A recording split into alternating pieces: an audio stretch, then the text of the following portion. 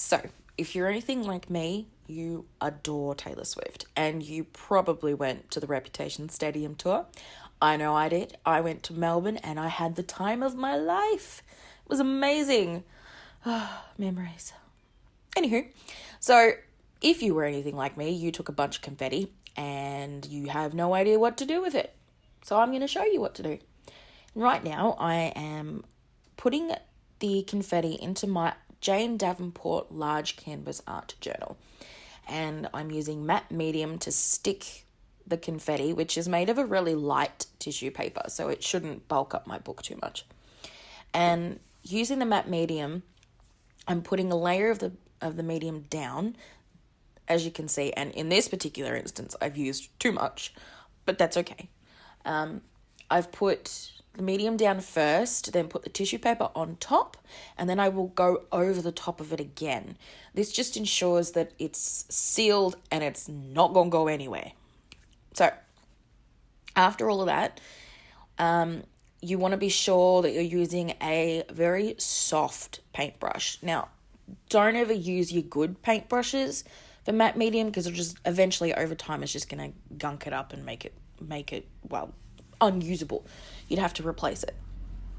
So use a soft one. I'm just using a cheap one from Montmartre, which is a fairly inexpensive art supply brand here in Australia. And yeah, just using very light strokes so that I don't rip the tissue because it's very easy to do that. And just going over the top. And then once, yes, I have ripped the confetti. And I'm sorry that if you're watching this and just the idea of ripping it really bugs you. But in order for me to create this background, which is what I'm doing, I needed to just make it random, like haphazardly put the tissue all over the paper. And then once you have finished, dry it. And I do mean really, really dry it. Hardcore drying. Make sure it is completely 100% dry. And then you just sort of trim the excess off around the edges so that you're not stuck with lots of little bits hanging out. And then go over the top with a Liquitex gesso or whichever gesso you prefer. And the reason I'm doing that is because it just pushes the confetti into the background a bit more because it's very loud, like very bright and in front of your face. It'll confuse whatever we put on top of it. And I am going to go over the top of this, so the gesso really helps. And then we're going to dry again. And you always dry, all the time, over and over. You've got to make sure everything's dry. And now I leave mine to dry overnight. So this is me later on. I still have the 13 on my hand from the tour. So this is probably the Monday, I think. Yeah. And I'm using Jane Davenport Mermaid Marker ink and a tried and true art supply, the classic makeup sponge, to just sort of push the ink through my stencil without making it run. And I used the crackle stencil that I got from the reject shop for like $3, $3. Love the reject shop. So putting the stencil through just to add another background element. And I will go over the top of this again with gesso once it's dry. And yeah, because it just builds it up. And then when we finally go over with the final layers, then it'll make sense. I'm using a Japanese calligraphy script stamp. This is from Kaisercraft or Kaisercraft, wherever you like to call it. I wasn't happy with it. And right now, when I was doing this, I was talking to my mum and just sort of showing her what was going on. I was just like, this is the ugly stage. It truly is the ugly stage. This art journal page has gone through a couple of ugly stages, and unfortunately, most of them do. But it all comes together at the end. So, well, I think it comes together at the end. So after that's dried, and I've used a waterproof ink, and you'll see why in a moment, but it had to be waterproof. I had to make sure that anything that I put over the top of it, no matter what I decided, was not going to make that black ink move because I didn't want it to smudge or anything like that. Now I'm going over the top with gesso. And because this particular gesso has been watered down, it would have moved the ink if it hadn't been dried, which would have just smudged the entire mess and made an entire mess. Voiceovers are hard. Once that's dried, I'm going over the top with my Jane Davenport watercolours. And these are a craft watercolour. They're not an artist grade watercolour, so they're not, you can't sort of display anything that's been made with them, especially in the sun, because it'll fade fairly quickly. And the colour I'm using here is called Ink, and it is one of my favourite colours. These watercolours are perfect for art journaling. Like, they are amazingly bright. And obviously when I do proper watercolour, and by proper watercolour, I mean when I do what I would consider an artistic piece, I would use my Daniel Smith watercolours. But these, for art journaling, amazing. They've got some great colour selections, great colour stories, absolutely fantastic. And I wouldn't use my Daniel Smith watercolours in this art journal. They're just too good for that. So my Jane Davenport ones, which are brand new actually, are just amazing, and I love them. They really were worth the price. So I'm just sort of creating a rain effect, really. It's just sort of dripping it down. And then this is the next day after that.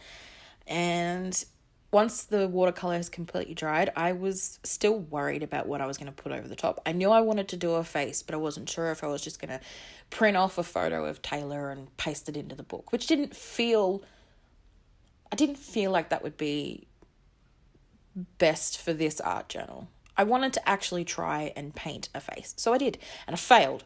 But it was a learning experience, and I still have plenty of confetti left over for later. So I used a Jane Davenport stencil and a Jane Davenport pencil called Magic Wands. It's just a plain coloured pencil. And then I'm going to use her matte acrylic paint, Jane's matte acrylic paint, and a purple aqua pastel. And by mixing these two together and by outlining the face just a little bit with the aqua pastel, the paint will activate it because it's a watercolour, and it'll just sort of create this really nice soft shading effect. I didn't do a very good job in this particular instance, but it's a technique that Jane has suggested before in some of her workshops, and I think on her YouTube channel. And it works. It does work. I suck at it, but it worked. I had a lot of issues with this face, and I was not attempting to make it look exactly like Taylor. That was not my intention. I just wanted to sort of make it look inspired by her. I mean, when you look at it and you see the Taylor Swift confetti in the background and you read the quote when it's there, you will understand that it's meant to be Taylor. Here we are drying it. And the great thing about Jane Davenport's acrylic paints is that they will dry completely matte. So I can go over the top with whatever I want, really, so long as it's dry. It's got to be dry. And I messed up and used too bright of a pink, but I do go in and sort of lessen it right now. I'm trying to blend it out with a little bit of water. And then I'll just go over the top with more acrylic paint. And then, yeah, as you can see, the background's not too over the top, and it still peeks through her skin, which is what I wanted. So it just sort of ties everything together. I wanted a neutral coloured background so that the face itself would really pop out of the page, which it's going to do eventually. We're getting there. And currently this particular page is still in its ugly phase. The watercolour helped, but this is just... now this is my favourite colour. It is just this beautiful, beautiful, soft pinky red. Amazing. I'm so glad I put it on this page. So yeah, I'm using more of Jane's acrylic paint, and yeah, really liking the lips because I wanted a red lip, but not like a true red. because a lot of the makeup that Taylor uses it's not a true red. So I just wanted to sort of make it look inspired by. And here I am attempting to try and paint the eyes, of which I ruined the eyes several times. Just so bad. Ugh. But again, learning experience. And then I'm going to start mixing a hair colour. Now, I did this wrong. I did a full year of a visual arts degree before switching to criminal justice, which was a really great career move. Yeah, and we did a whole semester on colour theory, and I would probably make my teacher cringe when I mixed this colour. But Taylor's hair is not platinum blonde, and it's not like a yellow blonde. It's more of this colour. So I tried. The hair is terrible. I tried. I really did. But, well. Again, it's an art journal. It's not supposed to be something that I can sell or anything like that. It's a sketch, really. It was just me having some fun. And I had so much fun doing this. I got to remember the entire night, and it was fantastic. I went with my sister. It was just phenomenal. Oh, best night of my life. And I went to the 1989 concert. That was so good too. But yeah. So this is a pearlescent paint that I'm putting over the top to try and just give a little bit of interest to the eyes. It didn't work very well, and when I mixed it with the blue, it sort of worked just that little bit more. But I do ruin the eyes later on when I try to add black and do the eyelashes. Yeah, I ruined it. But it's okay. Again, it's an art journal. It's not meant to be perfect. I just want my art to not annoy me, basically. And this doesn't annoy me. I look back at this and I go, yeah, this was fun. The night was amazing. And this is, every time I flip through this journal, I'm going to see this page and I'm going to remember one of the best nights of my life. I mean, I was on the floor right next to B stage. I got to see her. Oh, it was fantastic. I was next to the Shake It Off B stage. So I got to see the Snakes, and she played I'm Only Me When I'm With You, I think was the one that she played. Yeah. It was such a beautiful moment. Loved it. That's a Jane Davenport paint pen. That's just an acrylic paint pen that just goes over the top. And here we go. This is the Jane Davenport License to Quill pen, and it goes over the top of everything. Like, so long as the paint was dry, it would go over the top of literally anything I could put down. It was wonderful, except I ruined the eyelashes a lot. It just looks terrible. Again, ugly stage, but we get there at the end. I try to fix it as best as I can using a Dylusions white acrylic paint.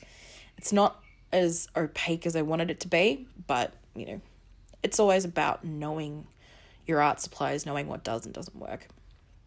And I didn't need it to be completely opaque, but because when you look at it in the journal, you can't really tell that there's black underneath. So, yeah, just putting the outline of the eyes, ruined it. That's okay. Drying it, pulling a hair out of the paint. And just going over the top. Trying to fix it. I sort of did fix it, I suppose. Like, I was happy with it at the end. It's not the best. It's certainly definitely not the best painting I've ever done. But it's not terrible. Like, you could tell it's Taylor. Well, it's inspired by Taylor. Oh, and these are amazing. The Jane Davenport colour sticks. Oh, I swear to God, I'm not sponsored, by the way. Jane has never given me anything in return for a video, ever. But these colour sticks, Oh, they are a very smudgeable gel crayon. Like, there's no wax or oil in them. So it's not like a proper crayon. But, oh, they are beautiful. They're just, oh, I love them so much. Can't recommend them enough. And these are the Jane Davenport Power Pastels. These are a crayon. These are a wax and oil based, and they're just, it's like the crayons you used as a kid, but for adults, basically. It's sort of got an artist's spin on the ingredients. I went over the top of the eyes just to sort of give it a little bit more depth and texture. They're not going to smudge the way the colour sticks will. If you want to smudge the Power Pastels, you got to melt them, and I really don't recommend doing that. And here I am trying to fix the hair. So I pushed the hairline all the way up to the top of the page, and I thought that looked just that little bit better. It was a suggestion from my mum, who I'm talking to at the time. And yeah. So after that, here we go. Now, these are the die cuts from the Spellbinders, Jane Davenport Spellbinders collection.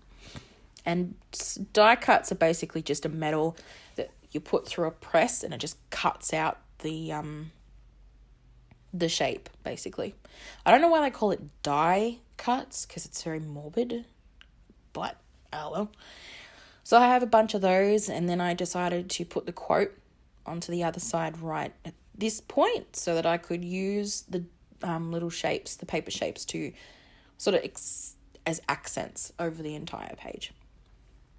And I know it's difficult to see the pencil at the moment, but you'll be able to see it better shortly when I go over the top. Yeah. So using these little shapes, just accents really. I use Jane Davenport's matte medium, not the Liquitex version, to stick these down the same way that I did with the tissue. And I did that way with a different matte medium, because this one's a lighter, and the Liquitex one is sort of got a heavier formula. This one's a lighter formula. In my experience, I could be wrong, but from what I've played with, I prefer using Jane's matte medium for more little pieces of paper, and the Liquitex one for bigger background collages, like what I've done here with the confetti. And just putting these down, I didn't really have any specific goal in mind with these, but I just sort of put them around and just like, hey, this worked, and just stuck it down. And it's good to always sort of audition where you want to put them while they're dry and you're not sticking them down, because you can't really move it once the matte medium's down. And of course, we're drying. We have to dry it. Can't stress enough. Yeah. And you have to make sure that this particular art journal is really sturdy, so I can layer heaps of stuff in here and it's not going to be a problem. Going over the top of the pencil with a Sakura jelly pen, or gel roll, whatever they call it. It was terrible. It just did not pop the way I wanted it to. So I'm going back over with the License to Quill pen, which is a fantastic pen. Oh, I love writing with it. So pretty. And just so smooth and silky. Just glides across the page. I love it. So the quote is, hold on to the memories, they will hold on to you, which is something that Taylor sings in New Year's Day, which is probably one of my favourite songs. Not my absolute favourite, but one of my favourite. And then I'm using the aqua pastels to create a drop shadow, and then I'm done. Or at least I think I'm done. I will probably have to go back over it later. And here's the close-ups, which are terrible, but yeah. Thank you so much for watching.